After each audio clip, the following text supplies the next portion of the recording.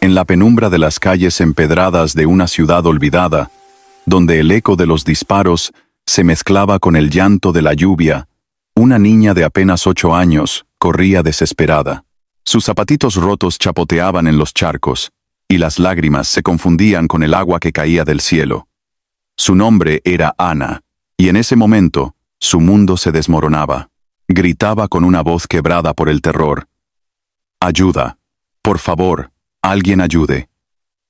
Pero las sombras de la noche parecían tragarse sus súplicas, hasta que vio la silueta imponente de un hombre rodeado de guardaespaldas, sentado en la terraza de un café oscuro. Era Don Vito, el jefe de la mafia más temido de la ciudad. Todos le huían, pero Ana, impulsada por el amor a su madre, corrió directamente hacia él. «Señor, señor, por favor», sollozó Ana, arrodillándose frente a él. Sus ojos grandes y marrones, llenos de inocencia, miraban al hombre con una súplica que cortaba el aire. Don Vito, un gigante de barba gris y cicatrices que contaban historias de violencia, levantó la vista de su copa de vino. Sus hombres se tensaron, listos para apartar a la intrusa, pero él levantó una mano para detenerlos. «¿Qué pasa, pequeña?», preguntó con una voz ronca, pero curiosamente suave. Ana, entre hipos y sollozos, logró balbucear: «¿Están golpeando a mi mamá? Por favor, ayúdeme. Son hombres malos, en el callejón de atrás». Las palabras salieron como un torrente, y el corazón de Don Vito, endurecido por años de traiciones y sangre, sintió un pinchazo inesperado. Don Vito no era un santo. Había construido su imperio sobre el miedo y el poder, cobrando deudas con puños de hierro y silenciando a quienes se oponían. Pero esa niña, algo en su rostro le recordaba a un pasado enterrado. Se levantó lentamente, su abrigo negro, ondeando como una capa de sombras. «Muéstrame el camino», dijo. Y sus hombres lo siguieron, confundidos. Ana, aferrándose a su mano enorme, lo guió por las calles húmedas. El llanto de la niña era como una melodía triste que resonaba en el pecho de Don Vito, despertando emociones que creía muertas. ¿Por qué ayudaba? Ni él mismo lo sabía. Tal vez era el eco de su propia infancia, huérfano en las mismas calles. O quizás solo un capricho del destino. Llegaron al callejón oscuro, donde el aire olía a basura y desesperación. Allí, 2 matones hombres que Don Vito reconoció como suyos, estaban golpeando a una mujer acurrucada en el suelo. «Por favor, no más», gemía la mujer, con el rostro hinchado y sangre en los labios.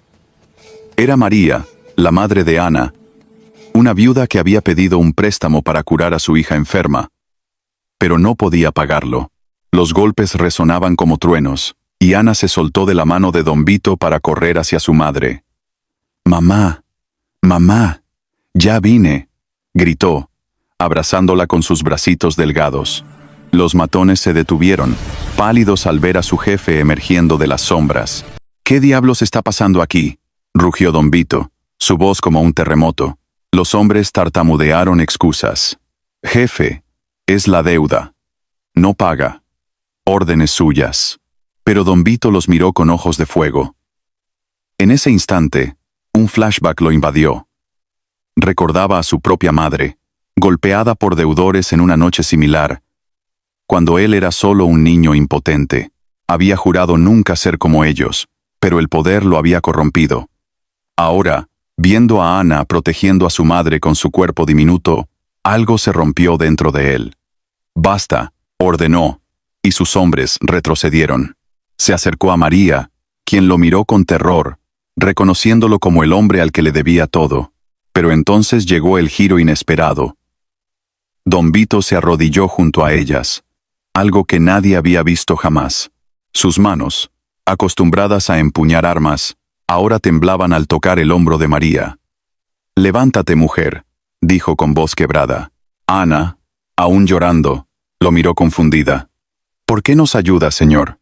Don Vito tragó saliva, y por primera vez en décadas, lágrimas rodaron por sus mejillas rugosas. Porque tú eres mi hija», confesó en un susurro que sacudió el callejón. María levantó la vista, atónita. Hace años, antes de que Don Vito se convirtiera en el monstruo que era, había amado a María en secreto. Ella había huido al descubrir su mundo oscuro, embarazada de Ana, para protegerla, pero el destino los había reunido de nuevo en esta noche trágica. El clímax emocional explotó como una bomba.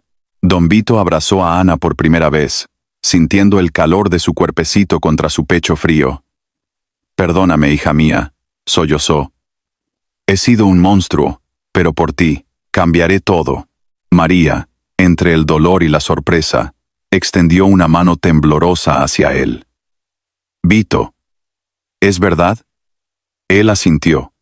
Y en ese momento, el jefe de la mafia se derrumbó, ordenó a sus hombres que se fueran, y juró ante ellas: «La deuda está cancelada.